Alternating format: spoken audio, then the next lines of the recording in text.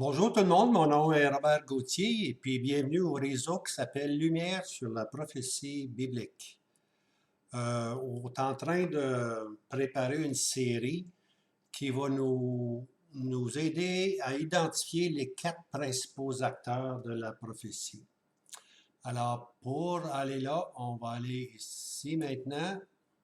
On va aller là. Puis on va prendre mon petit pointeur ici, là. Voilà, on est prêt à partir. Alors, vous êtes peut-être surpris de voir qu'il y a la photo d'Hercule, Hercule Poirot, un Belge dans l'histoire d'Agatha Christie, qui va nous aider à résoudre le problème et à identifier nos acteurs. Alors, ce qu'on veut faire, c'est l'identification des joueurs prophétiques. C'est sûr, c'est pas Hercule qui va m'aider. Hein? Il va probablement me faire reculer.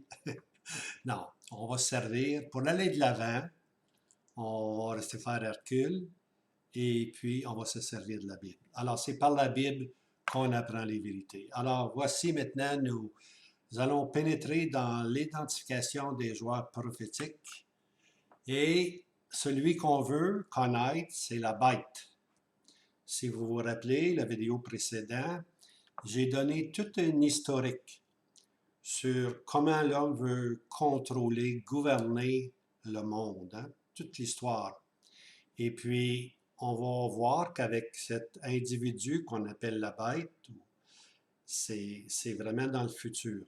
C'est vraiment, on n'est pas là aujourd'hui, ça va être vraiment plus tard. Mais ce que la beauté de la prophétie, c'est qu'elle me dit, elle vous dit d'avance ce qui va arriver.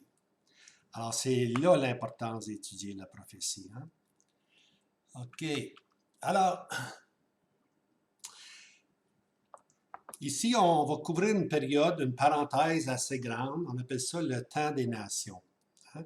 C'est un verset dans Luc 21. Le temps que Jérusalem va être foulée aux pieds jusqu'à ce que le temps des nations soit accompli. Hein? Alors, on a vu qu'après qu'Israël a rejeté Dieu, Dieu s'est trouvé un autre serviteur. Dieu a mis de côté Jérusalem. Jérusalem a été détruit par le roi de Babylone, Nebuchadnezzar. Et puis avec Nebuchadnezzar, Dieu a dit, mon serviteur Nebuchadnezzar. À partir de ce moment-là, c'est le temps des nations qui a commencé. Puis on est encore aujourd'hui dans le temps des nations. Puis lorsqu'on va aller dans le futur, lorsqu'on va aller dans la période de la bête, on va être encore dans le temps des nations, jusqu'au moment où, Apocalypse 19, on lit que la bête, l'Empire romain reconstitué, et le faux prophète furent jetés vivants dans les temps de feu. Alors, on a le commencement avec Nebuchadnezzar, puis avec Apocalypse 19, ces deux individus, les deux chefs, si on peut dire, sont jetés vivants dans les temps de feu. Alors, Luc 21, verset 24, Jérusalem sera foulée aux pieds par les nations jusqu'à ce que les temps des nations soient accomplis. Alors ici, le statut de Daniel commence. Okay? Quand on parle le temps des nations, là, c'est la période, c'est une période ou la période de la domination des nations. Il était un temps où c'est Israël qui dominait. Le gouvernement de Dieu était avec Israël. Dieu protégeait son peuple. Mais Israël, c'est un peuple au cou roide, hein? Et puis ils ont toujours marché dans l'idolâtrie. Et alors Dieu a dû à un moment donné mettre Israël de côté. Lorsque Jérusalem fut détruit, lorsque la gloire, on lit ça dans Ézéchiel, la gloire qui quitte le temple, qui s'en va sur le seuil, dans les rues, dans la montagne, puis oups, la gloire disparaît. Ça veut dire que l'Éternel n'était plus avec Israël. Et puis Israël, à partir de ce moment-là, est appelé Lo-Ami, pas mon peuple. Alors, dans cette période de domination des nations, où la statue de Daniel nous donne cette période-là, c'est la période où 4 empires vont commencer. Maintenant, c'est tellement important de réaliser ce que les empires signifient. Les empires signifient un contrôle mondial. Okay? Il y avait des royaumes, comme l'Égypte était un royaume puissant, mais l'Égypte aspirait à devenir un empire, mais elle n'est pas devenue un empire. D'ailleurs, on lit dans Ézéchiel 20 que pendant presque 2000 ans, elle va être un royaume ABC. Quoiqu'aujourd'hui, elle a commencé à prendre, l'Égypte a commencé à prendre un peu d'activité et de puissance. Mais pendant 2000 ans, elle a été un royaume ABC. Maintenant, ces royaumes-là, pour saisir Daniel, il faut comprendre que Daniel, dans la statue de Daniel, là, on a l'histoire des 4 empires. Okay? La tête, les épaules, la poitrine, les hanches. On a 4 empires qui vont apparaître. Okay? Puis historiquement, ces 4 empires-là ont existé. On ne vous apprend absolument rien de nouveau. Si vous allez dans la bibliothèque comme j'ai fait, moi je suis allé dans la bibliothèque locale il y a peut-être 15 ans passés, puis j'ai commencé à regarder ces empires-là. Et puis là, j'ai réalisé ce que Daniel disait d'avance, et voilà la puissance de la prophétie, dire d'avance. Ce que Daniel disait d'avance, bien avant que les temps arrivent, on voit aujourd'hui dans l'histoire que ces 4 empires-là sont arrivés et ont passé, pour ainsi dire. Alors, si vous permettez, il y a eu premièrement Babylone. Babylone est vue comme étant un lion. Les Mèdes et les Perses, ce sont ceux qui ont conquéri Babylone. On voit l'image d'un ours, c'est des bêtes, hein? Un ours. Et puis l'Empire des Grecs, qui a vécu les Perses, pour ainsi dire, on le voit comme une bête, un léopard. Et puis le 4e empire, c'est l'Empire des Romains. Oups, il y a une discussion, il y a une bête ici, mais c'est 7 têtes, excusez-moi, et 10 cornes. C'est une bête assez spéciale. Non, maintenant, pourquoi des bêtes? Dieu se sert de l'image des bêtes pour nous faire connaître le caractère que les nations vont avoir. Dieu a confié aux nations, c'est le temps des nations, Dieu a confié aux nations le gouvernement de ce monde. Mais comment est-ce que ces empires-là vont agir? Ils vont agir comme comme des bêtes. Une bête, comment est-ce qu'on pourrait bien dire, ne prend pas connaissance de Dieu. Une bête ne regarde pas au ciel, elle regarde toujours sur la terre. Okay? C'est ça, les bêtes regardent la terre. Alors, ces empires-là ont fait comme des bêtes, ils n'ont pas regardé à Dieu, qui leur donnait la puissance, puis Dieu leur demandait d'agir selon ses voies. Ils ont mis ceci de côté, ils ont été comme des bêtes. Et le 4e empire, c'est une bête ayant 7 têtes et 10 cornes. Et Daniel fut dans l'admiration. Et je voulus connaître la 4e bête. On comprend qu'il veut connaître une bête comme ça, 7 têtes et 10 cornes. Et voici l'image qu'on en fait aujourd'hui. La bête, la 4e bête, avait 7 têtes et 10 cornes. Maintenant, un peu, parce que c'est la 4e bête qui est importante. Okay? C'est vraiment la 4e bête parce qu'elle n'a pas été conquérie, premièrement, elle va simplement s'effriter. Mais l'Écriture nous dit par la prophétie qu'elle va reprendre vie. Alors, l'Empire romain doit de nouveau reprendre vie. Alors, ces chers Romains nous ont donné aujourd'hui ce qu'on appelle les chiffres romains. Puis il y a beaucoup de gens, lorsqu'ils lisent la Bible, puis là, c'est des chiffres romains qui ont beaucoup de difficultés. Parce que souvent, les références sont données en chiffres romains. Alors, juste donner ici quelques renseignements là-dessus. 1, c'est une ligne. 2, c'est 2 lignes. Et voilà, ici, là. OK, 1, c'est un trait comme ça. 2, c'est 2 traits. 3, c'est 3 traits. 4, on ne met pas 4 traits. Ce qu'on fait à 4, on met un V qui veut dire 5. Hein? V, c'est 5. On met un 1 en avant, ce qui donne 4. Okay? Alors, V, c'est 5. C'est ça qui est important de connaître. Là. 1. V, c'est 5. X, c'est 10. L, c'est 50. C, c'est 100. 1000, c'est un M. OK?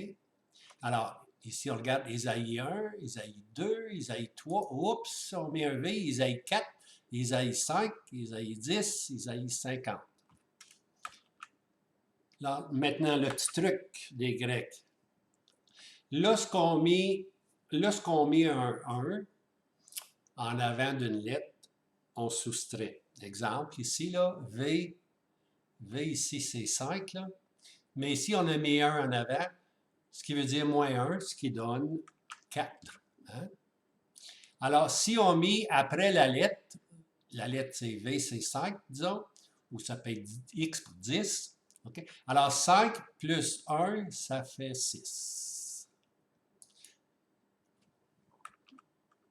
Alors, V qui veut dire 5 plus 2, ça veut dire 7. V plus 3, ça veut dire 8. Et on ne peut pas faire V, qui veut dire 5, plus 4. Ça ne se fait pas. Alors, on change, on met un X pour 10. On met un X, on met un 1 en avant ici. Ça fait 10 moins 1, c'est 9. Chapitre 9. OK? 10 plus 1, ça fait 11. Alors, voici le tableau. Je ne m'arrêterai pas là, mais si jamais vous voulez comprendre, c'est un petit tableau que j'ai mis. Alors, ça, c'est ce que les Romains nous ont légué. Okay? L'Empire romain, elle a vraiment existé. L'Empire grec, elle a vraiment existé. L'Empire des Mèdes puis des Perses, c'est vraiment là aussi. Puis l'Empire de Babylone, c'était un autre temps. C'était vrai, ça aussi. Alors, maintenant, ce qu'on regarde dans le futur, la parole de Dieu nous dit que l'Empire romain va reprendre vie.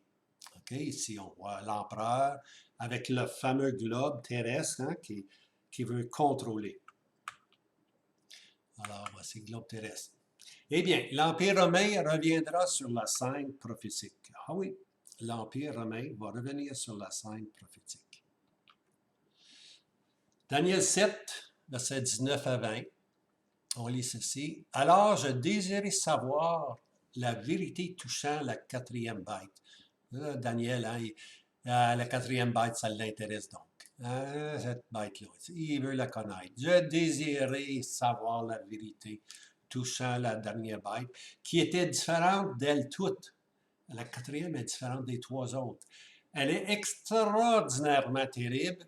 Ses dents étaient des dents de fer, ses ongles d'airain. Elle dévorait, écrasait et foulait avec ses pieds ce qui restait. Tel était l'Empire romain. Elle dévorait, elle écrasait. Hein? Et touchant les 10 cornes, et voici maintenant, hein? Touchant les 10 cornes, si on va voir ça tantôt, les 10 cornes, qui étaient sur sa tête et touchant l'autre qui montait, devant laquelle 3 étaient tombés, cette corne qui avait des yeux et une bouche proférant de grandes choses et dont l'aspect était plus grand que celui des autres. Alors ici, on voit qu'il y a 10 cornes, mais il y en a 3 ici là, qui vont être détruits. 3 étaient tombés, puis il y a cette petite corne-là maintenant, qui avait des yeux puis une bouche proférant des blasphèmes, des grandes choses, hein, et dont l'aspect était plus grand que les autres. Alors ici, on s'aperçoit que c'est cette corne-là qui va diriger, qui va prendre la puissance, pour ainsi dire. Elle va devenir le leader, okay, le chef. Alors, il y a 2 acteurs à retenir, puis un est dans Daniel 7, puis l'autre est dans Daniel 8. Okay? On va s'occuper surtout de Daniel 7, mais je vais vous donner présentement aussi Daniel 8 en contraste, simplement. Alors, Daniel 7, son origine est de 10 cornes. Okay? On se rappelle, Daniel 7, elle avait 10 cornes. Elle était différente de toutes les bêtes qui étaient avec elle, et elle avait 10 cornes. Daniel 7, verset 7.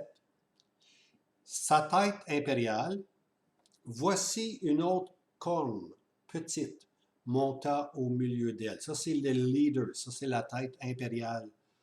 Parmi les 10, il y en a une qui va en détruire 3, puis cette dernière corne va prendre le contrôle. Hein? Daniel lui donne un autre nom, il l'appelle le prince à venir. Il sortira du peuple romain qui a détruit Jérusalem en l'an 70. Daniel 9, 26, c'est le peuple du prince qui viendra. Le peuple, c'est les Romains qui ont détruit Jérusalem. Mais Daniel parle du prince qui viendra, le futur leader dans l'Empire romain. C'est ça que Daniel nous dit. Lorsqu'on arrive dans Daniel 8, on a maintenant ce qu'on appelle le roi du Nord. Alors, Daniel 7, c'est l'Empire romain avec 10 cornes, puis dans le chapitre 8, c'est le roi du Nord. Son origine est de 4 généraux de l'Empire grec. On se rappelle d'Alexandre qui a conquéri, puis que lorsqu'Alexandre est mort, peut-être 32 ans. Alors, Alexandre, lorsqu'il est mort, ces 4 généraux ont pris, pour ainsi dire, l'Empire, puis ils l'ont vraiment séparé en 4. Okay? Mais de ces 4 généraux-là, va sortir ce qu'on appelle le roi du Nord. Alors, ici, on lit que la grande corne, ça c'est la grande corne fut brisée, ça c'est Alexandre le Grand, le bouc, hein? Et 4 cornes, ces généraux, de grande apparence, s'élevèrent à sa place. Okay? Maintenant, le leader ou la tête ou le chef. Et l'une d'elles, une d'elles sortit une corne petite. Alors, de l'une d'elles, elle, c'est quelle? De l'une des 4. Une des 4 généraux, de ces 4 généraux-là, est sorti un leader assez puissant qu'on appelle le roi du Nord. Alors, Daniel 7, il est sorti de 10 cornes. Daniel 8 sort, lui, de ces 4 généraux qui ont partagé l'Empire que les Grecs avaient maintenant sous Alexandre le Grand. Maintenant, l'Empire romain, on sait qu'en 475, l'Empire romain, elle n'a pas été conquis. L'Empire romain s'est effrité. Okay? Elle s'est simplement effritée. Et puis, on lit dans l'Apocalypse qu'elle va reprendre vie. Alors, on lit ceci dans Apocalypse 17, verset 8. La bête que tu as vue était et n'est pas, et va monter de l'abîme et aller à la perdition. Alors, l'apôtre Jean avait vu la bête. Il était à l'île Patmos, emprisonné par un des Césars. Okay? L'empereur César l'avait emprisonné à l'île Patmos. Alors, dans le temps où l'apôtre Jean a eu sa vision, la bête était. Mais l'Écriture dit, elle n'est pas. Entre mots, elle disparaît. Puis comme je disais, l'Empire romain s'est effrité en 475 après Christ. Et elle va monter, ça veut dire qu'elle va revenir, elle va monter, mais sa source, c'est quoi? C'est l'abîme. L'abîme, c'est le séjour, pour ainsi dire, des mauvais anges. Okay? C'est l'habitation des mauvais anges. Alors, elle va être satanique et elle va aller à la perdition. Alors ici, elle était, l'Empire romain existait au jour de l'apôtre Jean. Elle n'est pas, l'Empire romain s'est effrité, 475 après Christ. Elle va monter, elle va reprendre vie, mais sa source sera satanique. Hein? Et aller à la perdition, sa fin sera d'être jetée dans les temps de feu. Alors, le territoire de l'Empire romain, c'était l'Ouest. Et puis l'Ouest s'est effrité. L'Empire romain, là, elle ne pouvait pas, c'est un système centralisé à Rome même, mais de Rome, on ne pouvait pas contrôler tous les pays qu'ils avaient conquis, surtout dans l'Ouest. Et puis, ces pays-là se sont rebellés, pour ainsi dire, puis ils ont tous voulu être indépendants, ils ont voulu se débarrasser de la puissance romaine, puis d'être des indépendantistes, pour ainsi dire. Et puis, d'où est venu ce qu'on appelle aujourd'hui l'Europe. L'Europe, ce sont tous des pays qui étaient sous la main de l'Empire romain. Ils sont devenus indépendants. C'est encore vrai aujourd'hui. Chaque pays en Europe est indépendant. Même si on essaie de les réunir ensemble depuis beaucoup de temps, Ce qui arrive présentement, de plus en plus, les gens sortent, hein, comme Brexit, comme l'Angleterre qui sort de l'Europe. Alors, alors, les Européens aiment beaucoup leur indépendance, hein. Et puis, tu vois, la politique là, de l'Europe est celle-ci, le statu quo. Il ne faut pas qu'un pays vienne plus fort qu'un autre. Il ne faut pas que l'Allemagne soit plus fort que la France, vice-versa. Si un pays vient trop fort, on va se mettre deux pays ensemble, puis on va essayer de garder le ballon des pouvoirs, pour ainsi dire, hein. Alors, c'est un statu quo qui existe. Un pays ne peut pas être plus fort que l'autre. On a peur de ceci. Mais ça va changer. Alors, Jean, lui, appelle toujours l'Empire romain, qui va être reconstitué. Il l'appelle toujours sous le nom de la bête. Pour Jean, il n'y a qu'une bête. Même si on lit l'Apocalypse 13, on lit deux bêtes. La bête qui sort de la mer et la bête qui sort de la terre. Okay? Apocalypse 13 représente deux bêtes. Mais pour Jean, la bête, c'est toujours la première. Celle qui sort de la mer. Celle qui sort des conflits, des bouleversements qui se passent dans le monde. Dans le monde va sortir une puissance qu'on appelle la bête, une puissance politique. La deuxième bête, c'est aussi une puissance, mais c'est une puissance religieuse. Okay?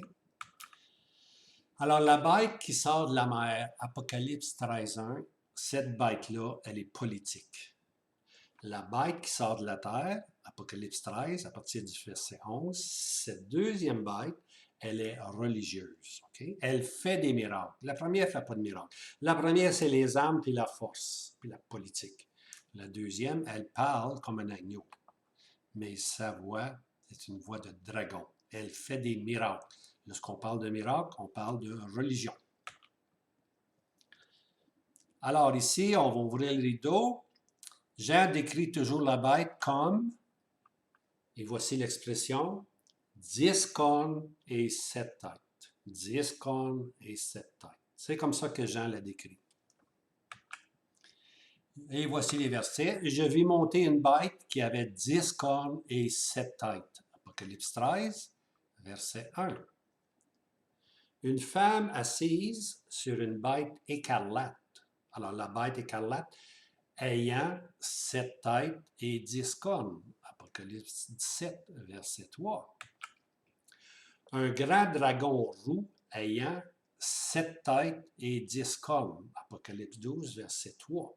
Alors, la source ici, la source du pouvoir, c'est le grand dragon. Alors, on voit que cette bête, elle est sous l'influence satanique. Hein? Alors, la source de son pouvoir, Apocalypse 13, verset 2, « Et la bête que je vis était semblable à un léopard, et ses pieds comme ceux d'un ours, et sa bouche comme une bouche d'un lion. Et le dragon lui donna sa puissance, son trône et un grand pouvoir. » Hein? Ça rappelle le Seigneur Jésus, Satan, il est venu le tenter dans le désert, puis il dit, « Demande-moi, je vais te donner tous ces royaumes-là. Hein? » Satan était prêt à donner le trône au Seigneur Jésus si celui-ci aurait été désobéissant. Mais le Seigneur Jésus l'a repoussé tout simplement. Mais ici, il va y avoir un personnage qui va être content de prendre le trône, la puissance et le grand pouvoir que Satan va lui donner. Alors ici, on voit que la bête prend tous les éléments favorables des trois autres bêtes qui l'ont précédée. Elle est l'amalgamation des Grecs, des Perses et des Chaldéens. Apocalypse 13, verset 2. Et la bête que je vis était semblable à un léopard, et ses pieds à ceux d'un ours, et sa bouche comme la bouche d'un lion. Tu vois? Alors, le lion, l'ours, le léopard. Mais c'est un retour vers les autres empires. Okay? On voit Draculon ici. Le dernier empire, c'était les Grecs. Les Grecs, c'était le léopard. Alors, elle prend là, des caractéristiques qui lui sont bonnes du léopard.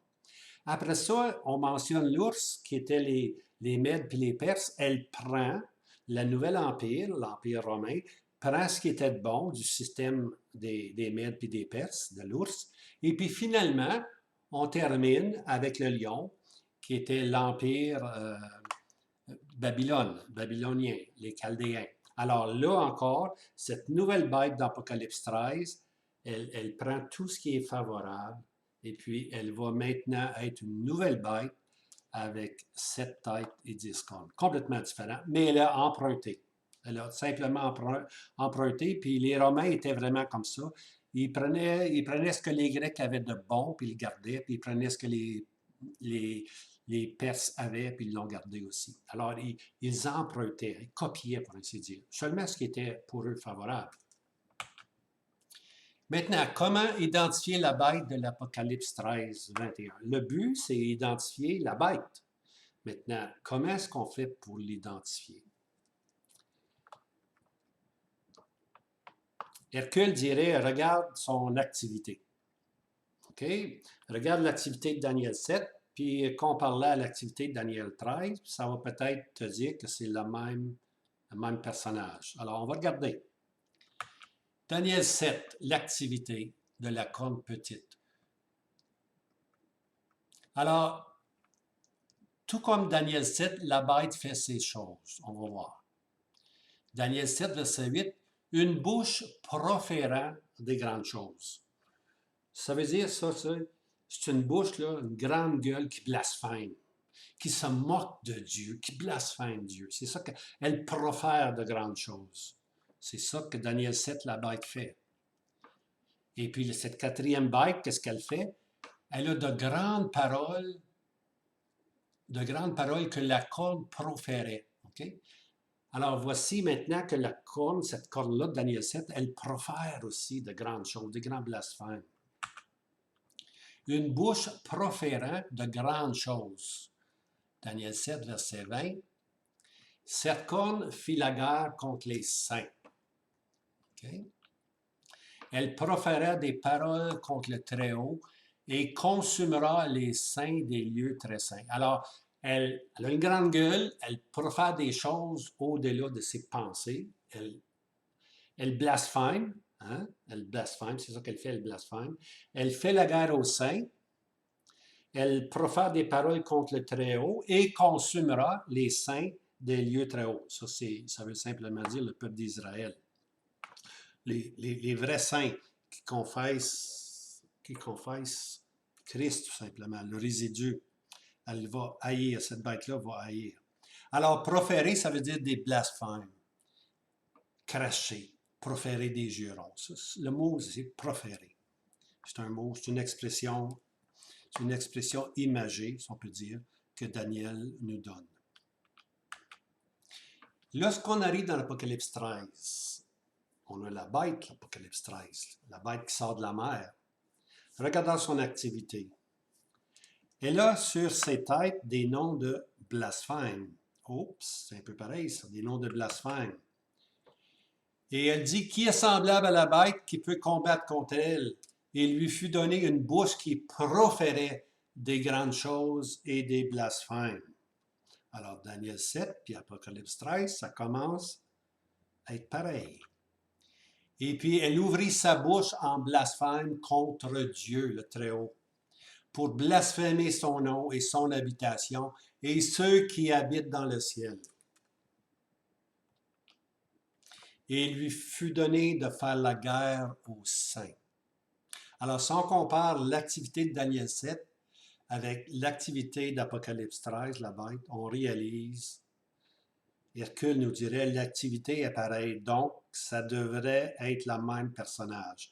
Un dans l'Ancien Testament, qui est appelé la corne, et puis Apocalypse, qui est appelé la bête. Maintenant, une autre chose que Hercule nous dirait, il dirait, regarde sa durée aussi. OK?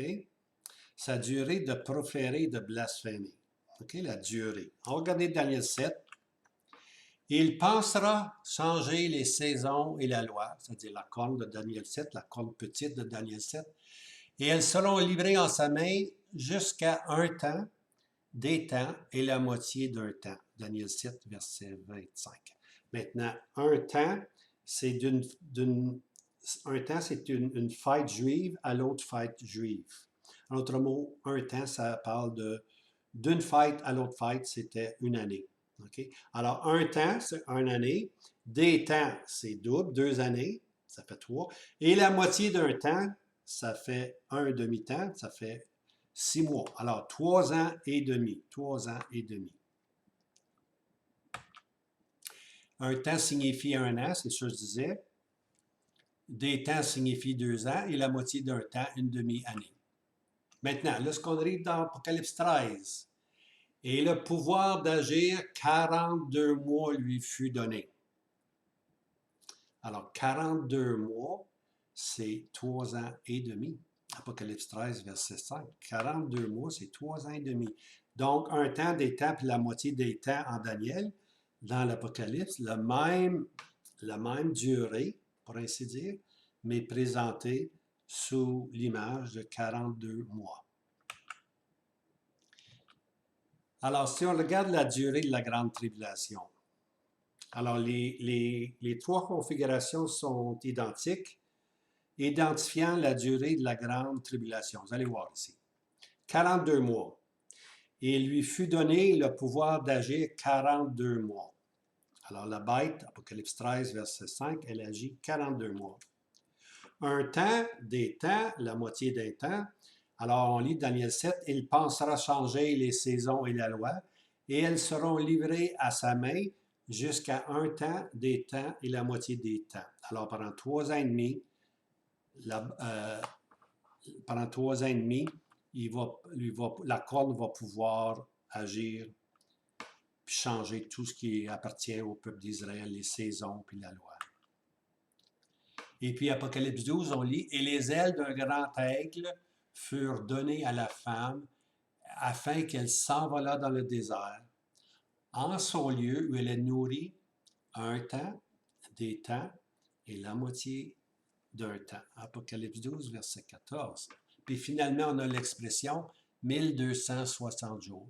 Et la femme s'enfuit dans le désert où elle a un lieu préparé par Dieu afin qu'on la nourrisse là 1260 jours. Apocalypse 12, verset 6.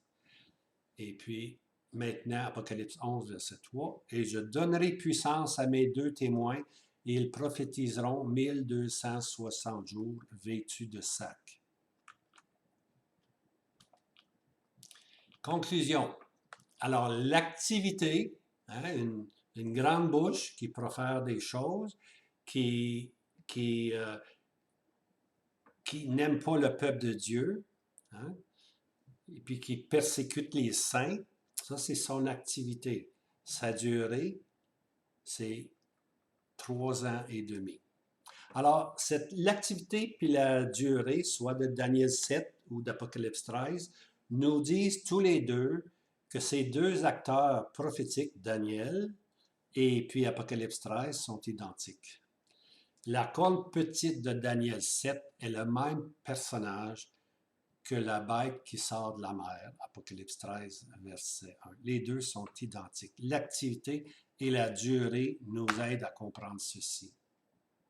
Alors la mer, la bête qui sort de la mer parle des mouvements agités des peuples et des nations.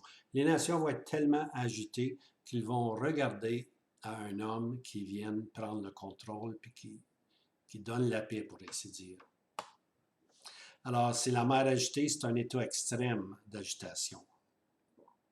On lit ça dans Apocalypse 17, verset 15. Maintenant, ce personnage-là, qu'on appelle la bête, ou la corne petite, ce personnage-là n'est pas l'Antichrist. Il va falloir attendre une deuxième bête, celle qui fait des miracles pour arriver à celui qu'on appelle l'Antichrist. Alors, cette première bête n'est pas l'Antichrist, n'est pas le personnage de l'Antichrist.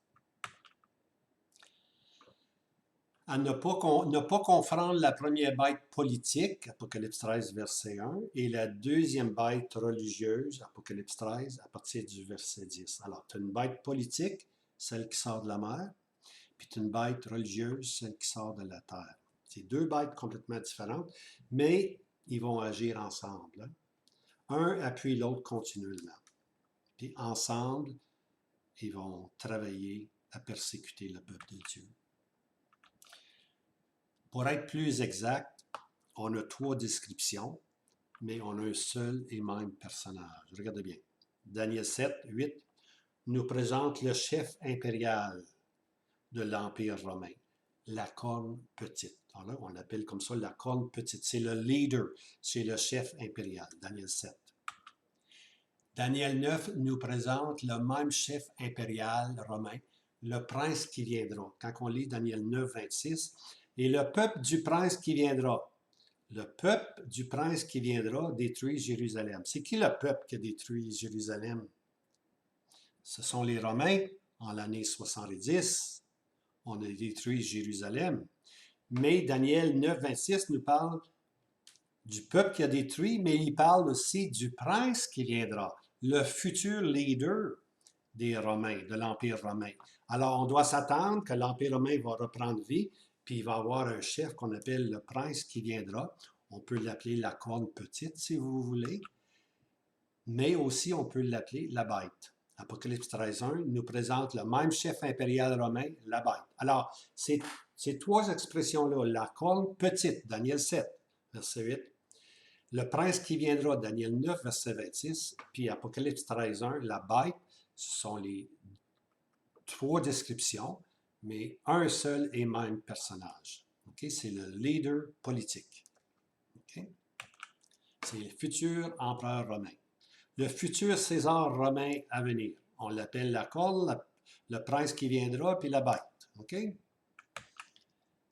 Maintenant, regardez bien ceci. La bête que tu as vue était, et n'est pas, et va monter de l'abîme, et est la perdition. On a vu ça tantôt. Ça, c'est son trajectoire. Une phrase. Imaginez-vous comment la Bible, elle est précise. Une phrase, un verset pour décrire l'envergure. En anglais, on dit « the rise and fall of the Roman Empire ». Alors, une phrase pour nous décrire l'essor de l'Empire romain jusqu'à sa fin. Elle était, elle n'est pas, elle va monter de l'abîme, elle est à la perdition. Ça se résume comme ça. Et il y a de l'histoire là-dedans. Il y a des années là-dedans. Et je vis l'une de ses têtes comme frappée à mort, et sa plaie mortelle avait été guérie, et la terre tout entière était dans l'admiration devant la bête. Une de ses têtes comme frappée à mort. On va regarder ça. Alors, la terre va être émerveillée de voir apparaître le défunt, qui est l'ancien empire romain, qui va reprendre vie. La terre va être en admiration devant cette bête. Maintenant, historiquement, le siège de Rome, des Romains, était à Rome. Mais comme je disais tantôt, l'Empire romain s'est effrité, il fut fragmenté, des pays indépendants se sont développés, et avec le temps sont apparus un territoire qu'on appelle maintenant l'Europe, tous des pays indépendants. Maintenant, la description de l'Empire romain reconstitué est toujours la même. 7 têtes et 10 cornes. Okay? C'est toujours la description, ça. 7 têtes et 10 cornes. On va voir c'est quoi. 7 têtes. Et je vis une de ces têtes comme frappée à mort. Okay? Une tête, ça veut dire un gouvernement, un chef, un leader. Alors, une tête a été frappée à mort. Une sorte de gouvernance. Okay? La tête, c'est un symbole de gouvernement. Alors, un de ces gouvernements-là, un de ces types de gouvernance a été frappé à mort. Alors, les 7 têtes, 7 symbolisent ce qui est complet. Okay? Alors, ce qu'on voit ici, on va voir un regard complet des différentes formes que le gouvernement de l'Empire romain a connues. Okay? Il y en a 7. 7, c'est un chiffre qui est complet. On va voir les 7 formes de gouvernement que l'Empire romain doit prendre. Et 10 cornes, les 10 cornes, c'est assez simple, ça représente 10 royaumes. 10 cornes, 10 pays, 10 royaumes. 7 têtes, 7 formes de gouvernement, 10 cornes, 10 puissances qui vont l'assister, pour ainsi dire. Alors, la description de l'Empire romain reconstitué est toujours la même. 7 têtes et 10 cornes. Et je vis une de ces têtes comme frappée à mort. Les têtes, symbole du gouvernement. Les 7 têtes sont aussi 7 rois. Okay? 7 rois, 7 empereurs, 7 leaders. 5 sont tombés. L'un est. On lit ça dans Apocalypse 17. 5 têtes sont tombées, l'un est. Alors, pour ceux qui étudient la prophétie, quand Dieu parle, puis Dieu dit 5 têtes sont tombées, ça suffit pour la foi. Dieu nous dit qu'il y en a 5 de parties. On ne s'inquiète pas, on part pour la 6e. Okay? L'un est, c'est la 6e. Celle que Jean était en prison à Patmos. Hein? Alors, 5 sont tombés, un est durant la période de Jean, de l'apôtre Jean. Alors, pour la foi, on accepte que 5 formes de gouvernance sont disparues. Maintenant, l'un est, ça c'est l'apôtre Jean, a connu cette 6e tête, car il est en prison sous le règne des Césars impériaux. Maintenant, si on regarde l'histoire, on n'est pas obligé, mais si tu regardes l'histoire, tu vas découvrir les 5 formes, tu vas découvrir les 5 qui sont tombés, les 5 formes de gouvernement que les Romains avaient qui sont tombés. Je vais simplement les dire. Ici, ce n'est pas nécessaire. La foi dit 5 sont tombés, ça suffit, mais je veux simplement démontrer quelque chose ici. Il y a eu la période des rois. Alors, Romulus fut le premier roi à Rome. D'ailleurs, Rome a pris son nom. 753 avant Christ. Il y a eu la période des consuls. 509 avant Christ. Il y a eu la période des dictateurs. 498 avant Christ.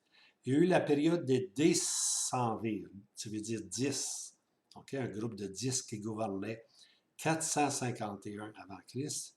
Et puis, il y a eu la période des tribunes militaires, 441 avant Christ. Okay? Alors, 5 sont tombés ici. C'est 5 types de gouvernance qui sont tombés ici. Hein? 5 sont tombés. Okay? Continuons à compter. L'un est, fait 6, l'autre n'est pas encore venu, fait 7, et quand il sera venu, il faut qu'il demeure un temps. Alors, le 7e, il faut qu'il demeure un temps. Et la bête qui était et qui n'est pas est elle aussi un 8e. Et est d'entre les 7. Et elle s'en va à la perdition. Okay? On va essayer d'éclaircir ceci. L'un est, ben ça c'est la période des Césars. Hein? Un est. Comme on disait, l'apôtre Jean était en prison sous l'un des Césars. L'autre n'est pas encore venu. OK? Alors, le 6e, l'autre n'est pas encore venu. Et quand il sera venu, il faut qu'il demeure un peu de temps. C'est la période de la réunification des pays, jadis sous l'autorité des Césars. Alors, c'est l'union à venir des pays de l'Europe. Sa forme ou sa tête sera le futur prince romain à venir. Cette période sera de courte durée, le temps de réunir les 10 cornes aux pays européens. L'autre n'est pas encore. Okay? Alors, il faut que la réunification, il faut que l'Europe soit de nouveau réunie ensemble. Et pour accomplir ceci, il faut que le futur prince romain soit présent. OK? Puis lorsque le prince romain va être là, on va voir que l'Europe va être de nouveau réunie sous lui. Hein? Les 10 cornes, qui sont les 10 pays, vont être réunis, puis qu'on va appeler ça maintenant l'Empire romain reconstitué. Maintenant, ici, il est question d'une 8e. Mais la 8e fait partie des 7 têtes. L'un est, l'autre n'est pas encore venu. OK, l'un est 6e, l'autre n'est pas 7e. Et quand il est venu, il faut qu'il demeure un peu de temps. Et la bête qui était n'est pas, est elle aussi une 8e. Et elle est d'entre les 7 et s'en va à la perdition. Alors, la bête qui était, c'est la bête romaine au jour du Seigneur, au jour de, de l'apôtre Jean, qui n'est pas, c'est-à-dire que ce quatrième empire fut blessé à mort et s'est effrité, alors il a disparu. L'Empire romain a simplement disparu en 475, et l'Empire romain a repris vie. Okay? La bête était, elle n'est pas, et elle est, ici, là. Elle est. Alors, elle est présente ici, là. Alors, l'Empire romain a repris vie, c'est-à-dire le futur prophétique. Hein? Dans le futur prophétique, l'Empire romain doit reprendre vie. Elle aussi, la bête, l'Empire romain reconstitué et ressuscité de sa blessure mortelle. Un huitième. 8, c'est quelque chose qui est de nouveau. Elle est des 7, mais elle est aussi une huitième. Okay? 8, c'est quelque chose de nouveau. Hein? Alors, ça veut dire une nouvelle forme. Ce qui veut dire que son pouvoir n'est pas absolu. Mais maintenant, la bête romaine, le futur empereur romain, doit partager avec quoi? Avec 10 cornes. Son pouvoir, le pouvoir est dilué.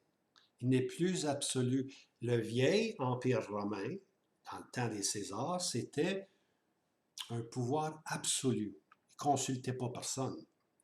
Mais dans le futur, l'Empire romain qui va reprendre vie, elle va devoir partager.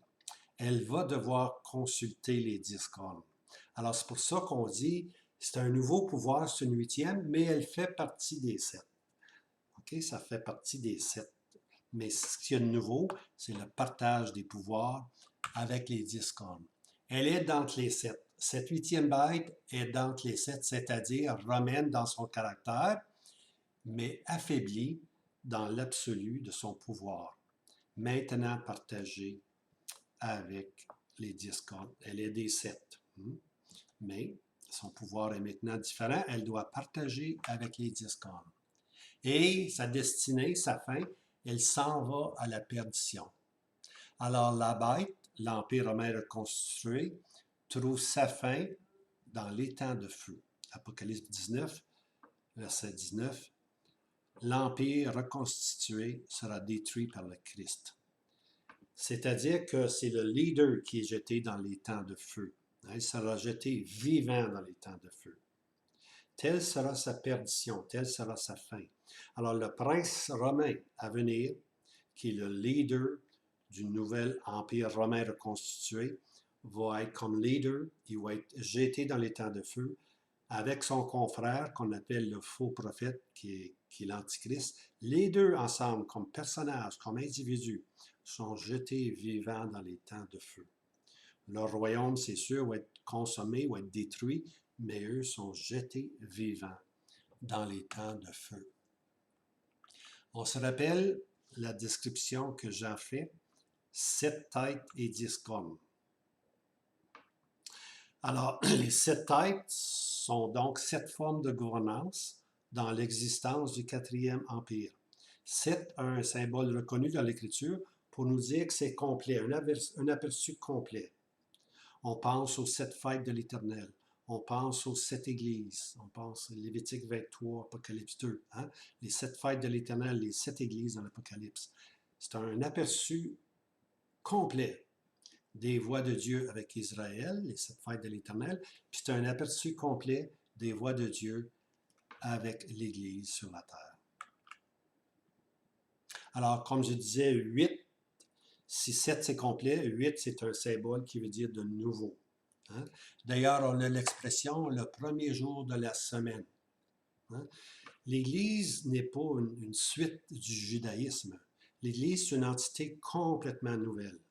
C'est pour ça qu'on emploie l'expression le premier jour de la semaine, qui, dans le fond, est une 8e journée.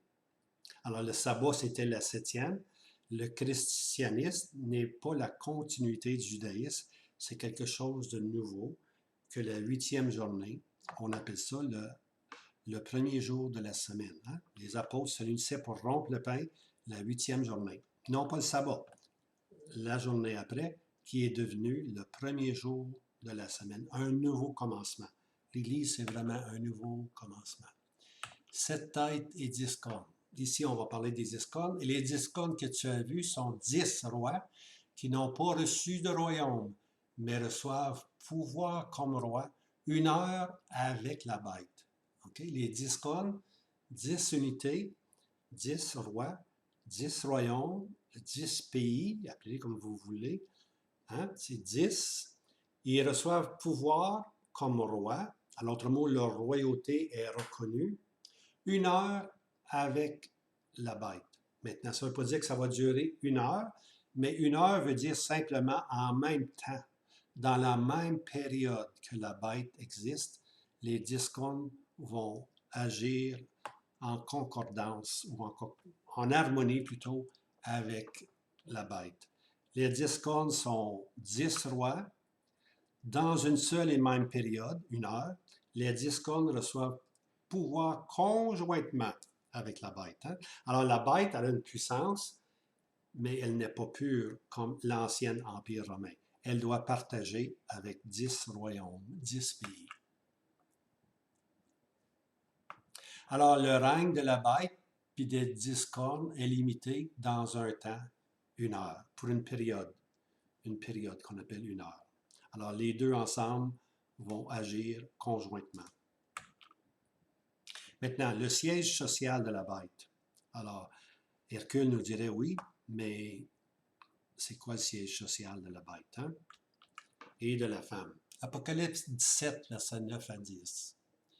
Ici est l'entendement qui a de la sagesse.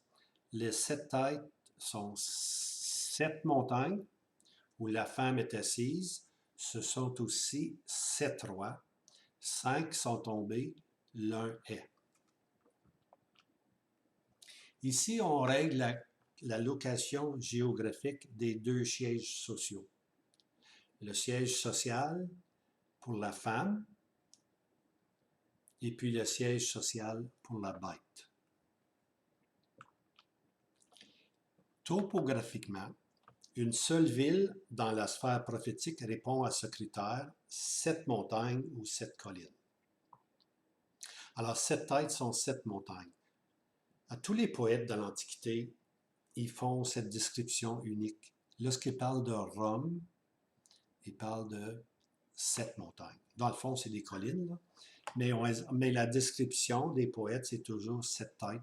Puis lorsqu'ils présentent une ville qui a 7 montagnes, quand ils présentent une ville avec 7 montagnes, ils ont toujours en vue à Rome.